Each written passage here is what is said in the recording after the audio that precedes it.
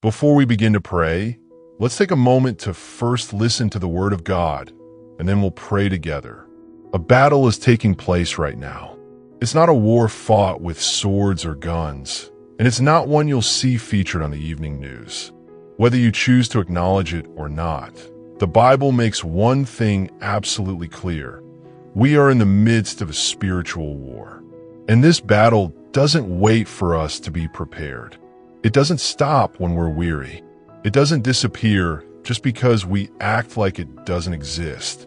You can try to ignore it, downplay it, or pretend it isn't happening, but denial won't erase the truth. Just as ignoring a coming storm doesn't prevent it from arriving, choosing not to recognize the spiritual battle won't protect you from its consequences. The enemy is counting on your lack of awareness, because the less you realize what's happening, the more at risk you become. But God hasn't left you vulnerable or unprotected. He didn't reveal the existence of spiritual warfare to make you nervous or afraid. He warned you because of his deep love for you, because the battle is real, and more importantly, because he has already equipped you with everything you need to stand strong, resist the enemy, and walk in lasting victory.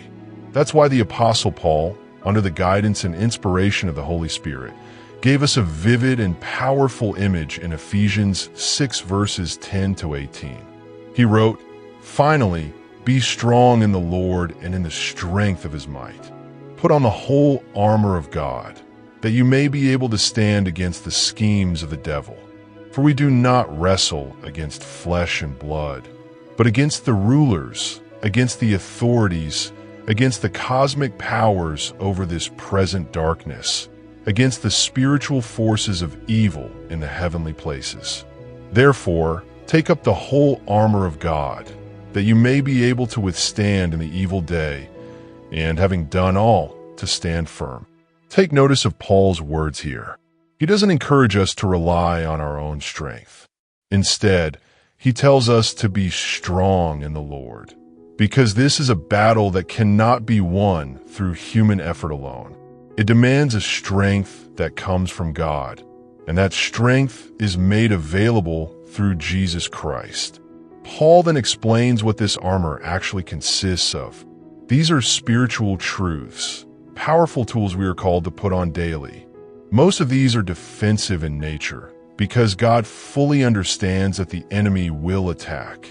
But in his love, he has provided divine protection so that we're not left exposed or defenseless. Let's take a moment to reflect on each piece. First, the belt of truth. In ancient times, a soldier's belt was the item that held the rest of the armor in place. It provided support, structure, and stability. Spiritually speaking, truth is what keeps everything together. Jesus himself declared, "I am the way, the truth, and the life." The enemy, on the other hand, is the father of lies. His strategies are deceptive and subtle. He twists the truth just enough to confuse, to plant doubt, and to lead us into deception. But when your life is rooted in the truth of God's word, when you know who God is and what he says about you, you are not easily shaken. Truth anchors you when everything around you feels unstable. Following that is the breastplate of righteousness. Just as a physical breastplate protects the heart, the body's most essential organ, so spiritually it stands for purity, integrity, and being right with God. The enemy targets your heart. He wants to fill it with shame, feelings of unworthiness, and guilt. Yet righteousness stands as your defense. Not a righteousness you earn on your own, but one that Christ gives freely through his sacrifice. Living in righteousness means choosing to follow God's path, even when it's not easy. It means having a heart committed to honoring him, not because you're afraid, but because you love him. After that come the shoes of the gospel of peace. Shoes equip you for the path ahead. They provide grip, stability, and the ability to move forward. The gospel of peace is what enables you to walk through life with boldness, even when the terrain is uncertain. It's the message of hope that Jesus has already secured victory, that you're forgiven, redeemed, and loved beyond measure. When you're firmly rooted in this truth, chaos doesn't overwhelm you. You don't flee in fear when difficulties arise. Instead, you continue with peace, confident that your foundation remains firm. Now comes the shield of faith. Paul explains that this shield is what extinguishes the enemy's fiery darts. These darts may appear as fear, worry, insecurity, or temptation. They strike quickly, sometimes without notice. But faith, the trust you put in God's word and his promises, is what stops them. Faith is not wishful thinking. It's a deep conviction that God is faithful to who he says he is, regardless of what your situation looks like.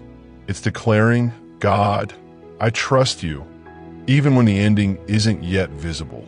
Up next is the helmet of salvation. Our minds are one of the enemy's most commonly attacked areas. Doubt, confusion, anxiety, and guilt often originate in our thoughts. But salvation, the assurance that you're saved by grace and belong to Christ, acts as a protective covering over your mind. It reminds you that your identity isn't shaped by your past or failures, but by what Jesus has accomplished on your behalf. Wearing the helmet of salvation changes how you think. It keeps you grounded in the truth that you are loved, handpicked, and eternally secure. Lastly, we come to the sword of the Spirit, which is the Word of God. This is the only part of the armor meant for attack, and it carries immense power. God's Word is living and full of authority. When Jesus faced temptation in the wilderness, he didn't debate or negotiate. He simply responded by quoting Scripture, "It is written," and Satan fled. That same powerful word is available to you today. But in order to wield it, you must truly know it. You have to read the word, reflect on it, and allow it to saturate your heart. Because when the battle intensifies, Scripture becomes your weapon, your proclamation, your anthem of triumph.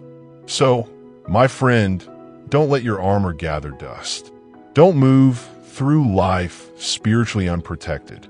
Each morning as you rise, clothe yourself in God's armor, because the fight is real.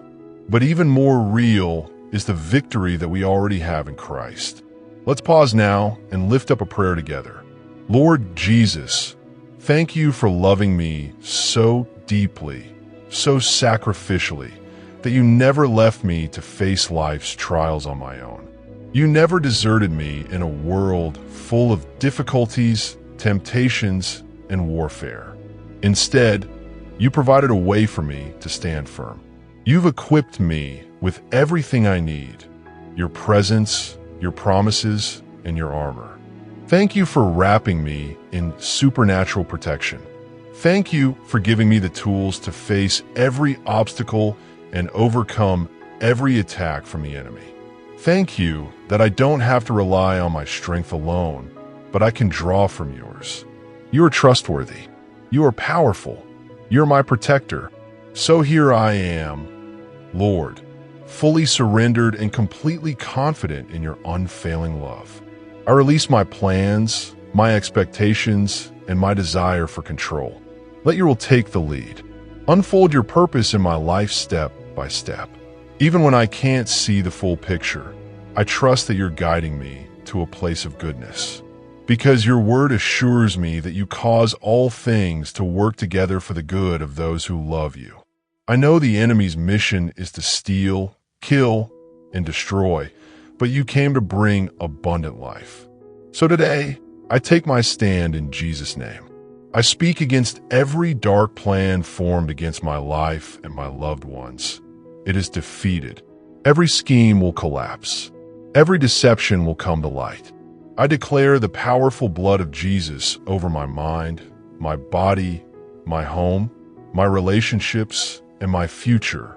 May nothing touch me unless it has passed through your loving hands. Encompass me, Lord. Be my covering. Surround me with peace that surpasses all understanding. Go before me, walk beside me, and remain behind me. Hide me so deeply in you that the enemy finds no entry point. Holy Spirit, help me today and every day to put on the armor you've provided. Let it become more than just words I read. Let it come alive. Let it be powerful and a true part of who I am. Secure the belt of truth around me. In a world full of confusion, lies, and compromise, let your truth be my firm foundation.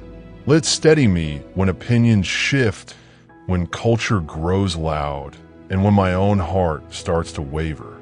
Let your truth define who I am. Let it shape my speech and guide my actions.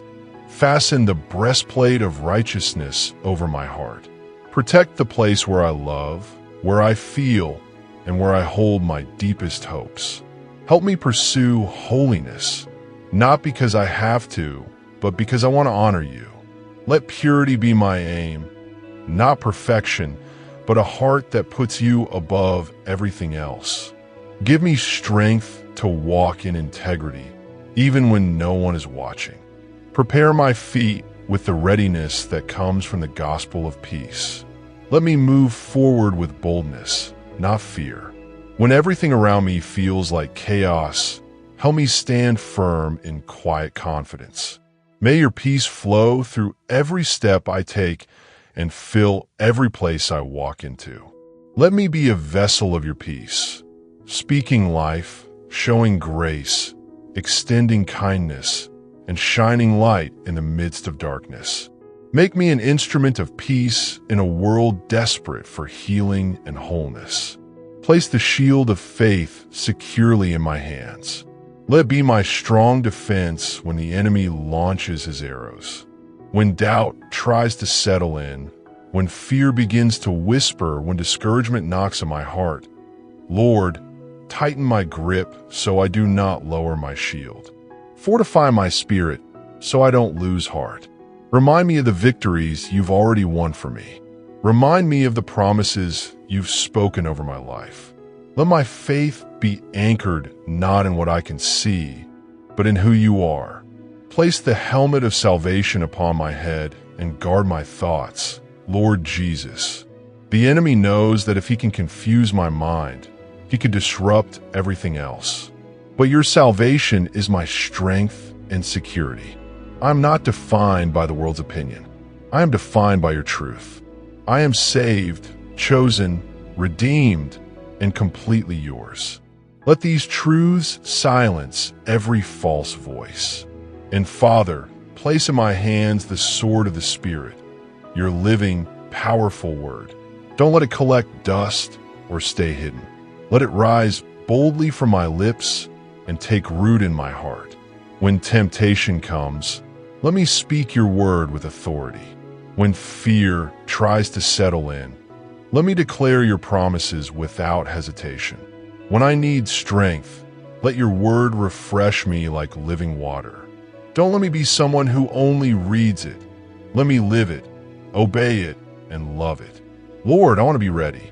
I don't want to be caught off guard or enter into spiritual battles unequipped. Teach me to stay alert, to walk in discernment, to recognize the tactics of the enemy, and to respond with wisdom that comes from you. Let your armor cover me fully every single day.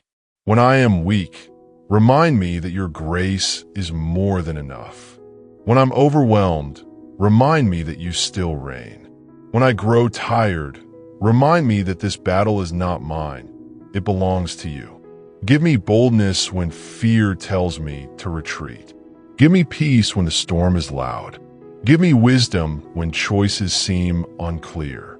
Give me endurance when the path is long and hard. Let my life be a testimony, living proof of your power, your love, and your faithfulness. Thank you, Jesus, for fighting battles I can't see. Thank you for the full armor you have provided. I choose to walk in it today. In your victorious and holy name, I pray, Amen. If this prayer has touched your heart, type Amen as an act of faith. I pray every blessing spoken here is now upon you, in Jesus' name. And if you need a specific prayer, don't hesitate to share it in the comments. It would be our honor to pray for you. May the peace and grace of our Lord Jesus Christ be with you always.